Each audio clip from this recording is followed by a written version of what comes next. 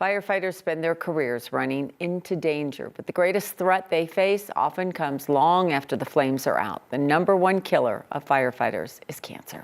Last night, 9 News anchor Corey Rose explored the changes being made to gear, protocols, and screenings aimed at reducing cancer risks in the fire service. Tonight, Corey introduces us to one firefighter whose cancer was found thanks to one of those screenings. And she asked the question, once firefighters are diagnosed, how are we supporting those who have always protected us? Here's part 2 of Left in the Smoke.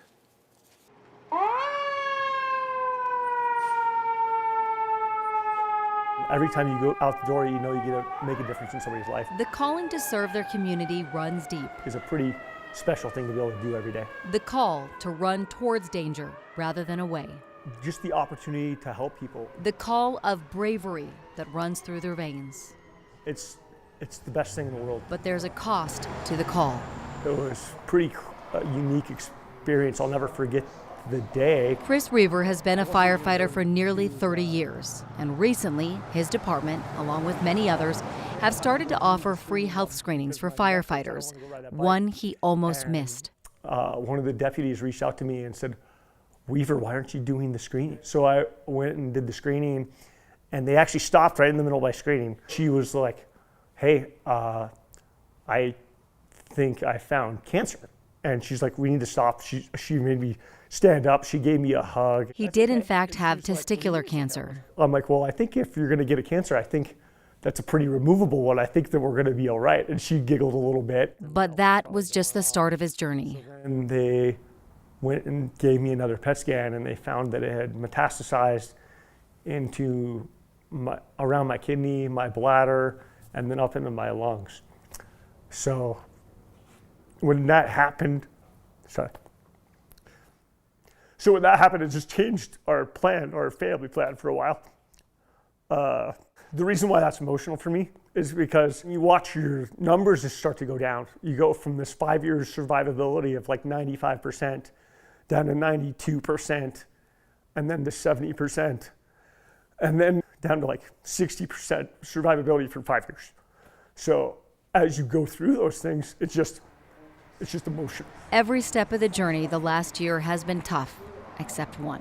We came up with a plan to do the Cancer Trust. Kevin Reichenbach is a captain with West Metro Fire and president of the Colorado Professional Firefighters Foundation. It's now called the Colorado Firefighter Heart and Cancer and Behavioral Health Trust.